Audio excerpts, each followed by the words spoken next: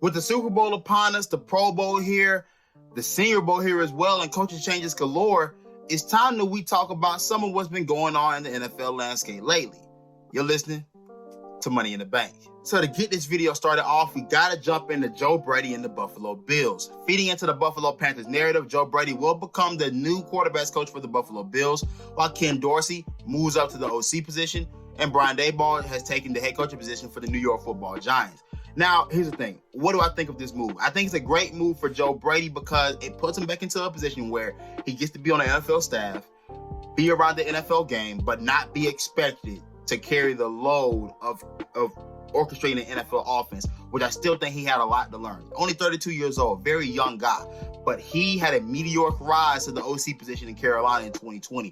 2017, being an offensive assistant for Sean Payton. 2019, being the passing game coordinator for the LSU Tigers, and 2020 being the OC for the Carolina Panthers for a season and a half.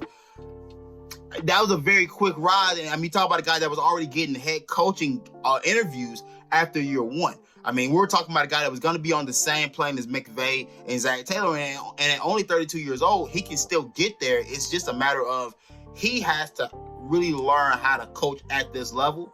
Which is why I think it's going to be great for him to be with a staff full of professionals, I think. You know what I'm saying? Matt Rule, a college guy.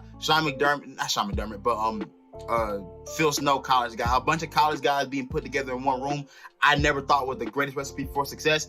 Put him around some NFL guys. Ken Dorsey, Sean McDermott. Have him work with a quarterback, a young established quarterback already in Josh Allen. But here's the biggest thing for Joe Brady.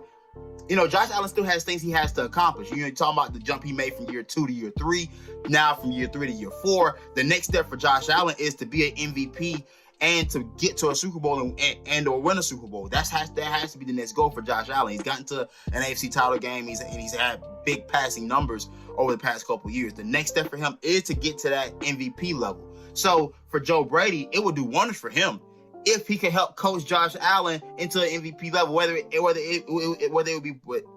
it would be specifically because of him or not.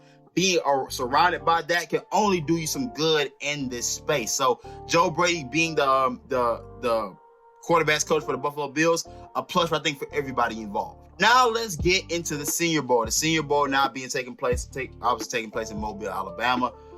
What are we looking at for the Carolina Panthers? Obviously, offensive line talent is what we're looking at the most, but let's talk about the flashy thing that people like to talk about. The quarterback position, Kenny Pickett, Malik Willis, the two guys that we've heard those names swirl around the Carolina Panthers as far as what they'll potentially do with the number 6 pick.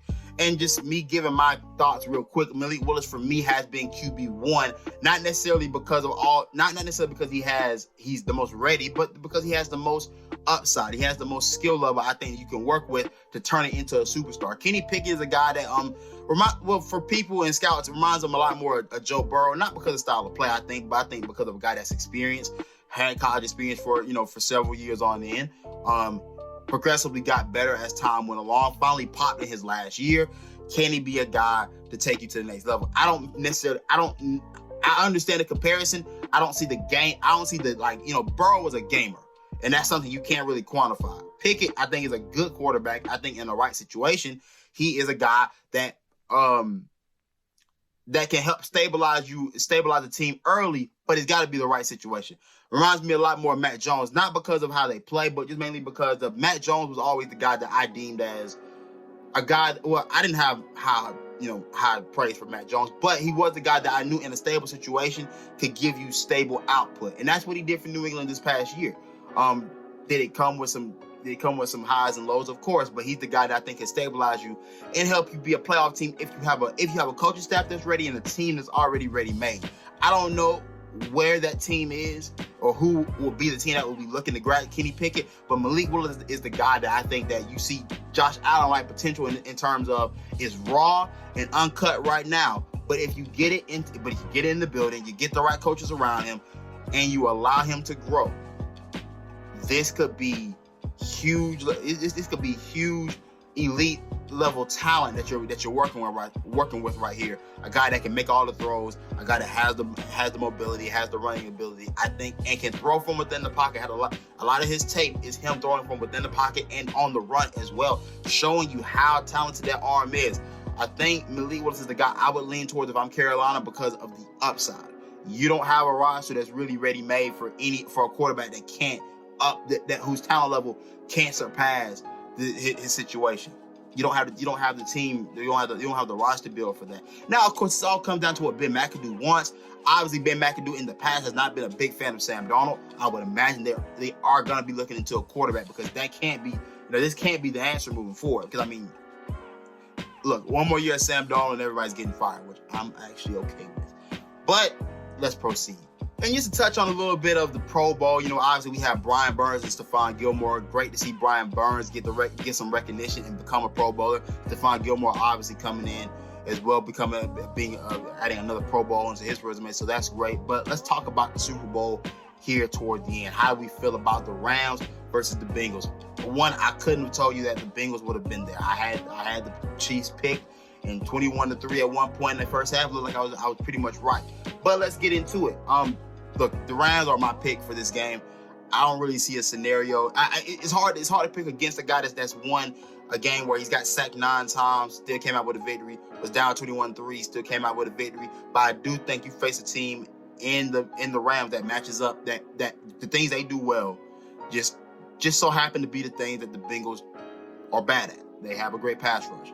Aaron Donald in the interior, Von Miller on the edges. They weren't able to really get home last week until late in that game, but this is a different scenario. This isn't a team that's as well coached, I think, on the offensive front, and not as well put together on the offensive front as well. Now, what do you do with a guy like Jamar Chase? You do have a guy like Jalen Ramsey for him. They do have the defensive scheme, I think, to work around these things, and also a veteran secondary. Of course, guys like Ramsey, but adding a guy like Eric Weddle, who's come in as of late and has had a nice presence there for you in the back end.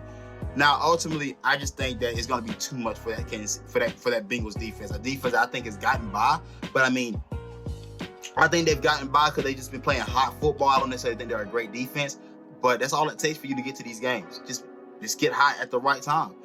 It's up to Matt Stafford though. Don't turn the ball over. Simply is the name of the game for Matt Stafford. Make the play, make the throws. Cooper Kupp, Odell Beckham are going to be a hard cover for any of those guys. Eli Apple's not checking any of those guys. I don't think they have the secondary to compete with the Rams for 4 quarters. This game could get ugly, but I'm going to predict that it stays close. Rams win a tight one. I'd say Rams by about 4. Rams by 4. And I think in a relatively high scoring game. But those are just my thoughts. This has been Money in the Bank. Be sure to like and subscribe to the YouTube channel. Follow us on Twitter and Instagram at P1N_network. That will be at the end of this video. Follow us and all our personal social media handles, which will also be in the description of this video. And I'm out.